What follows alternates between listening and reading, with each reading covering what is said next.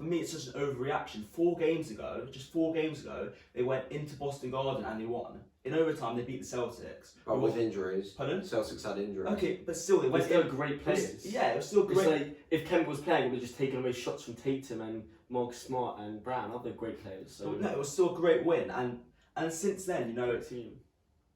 since then they lost to the Knicks. That just happens. You know, we've seen the Nuggets lose to the Cavs, Golden State the last 2 games. These results just happen. These teams that have nothing to play for, all of a sudden dangerous. If you have an off night, It's just not possible to win every game. if you have an off night, then these teams will beat you. These are NBA players that are capable of making shots. You will lose. And then against the Hornets, Russ didn't play, and then they lost to the Clippers. So there's all these little things that aren't just such a big deal. And I think for me, it just comes down to expectation and what you believe in the Rockets, and that's how you judge them. For me, I believe the Rockets are the 3rd best team in the West. I still believe that. I think they'll beat Denver, Utah, Dallas, OKC all in the series if they play them. But I think they'll lose to the Lakers and Clippers. That's what I've always thought.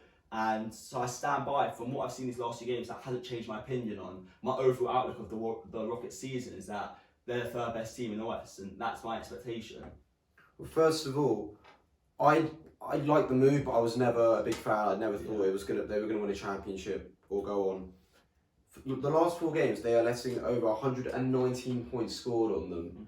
They are also Harden's 19% from 3 in his last 4 games, and to me, it's looking more like Westbrook's team rather than Harden's team at the moment. And Harden looks very laid back at the moment. He's not playing very aggressive.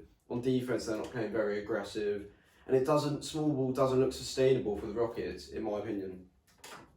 The Rockets are like Marmite. You either love it or you hate it, and I love it. You know, in the NBA, you have so many teams fighting for the playoffs, and especially in the West, it's so hard. Obviously, they've hit a bit of a blump, and for me, it just seems like a bit of regular season blues. You see Harden just taking lazy shots, not being aggressive, just settling for that step back 3 because it's such a cop out shot.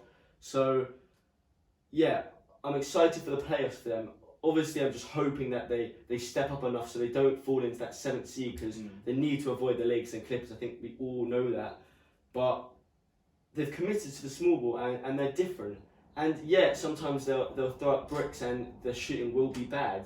However, in the playoffs, you know, Harden and Russ just have to step up. You have 2 studs, you have 2 former MVPs in the league, and they got a chip on their shoulder. They have to prove something, and I just feel like the regular season is just, they don't really care anymore. They just want to get to the playoffs. Yeah, but to your point, you know, against the Knicks, they learned how to deal with them. You know, they were cutting off the lane, which meant that they had to take jumpers, and I'm pretty sure they've only been shooting 29% from there as well, and taking threes. And to me, they're just not going to do very well in the playoffs, and I could see Utah still beating them, and Denver.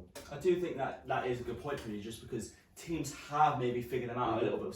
So if teams have figured out, you have to change a little bit, and I think you have to make adjustments as the season goes on, because early on, this small ball thing was like different. It was a new, even though other teams have done it, this was kind of a new way to do it. But now teams are, as every game goes on, there's more video, there's more footage that a team can look and say, this is how you stop them.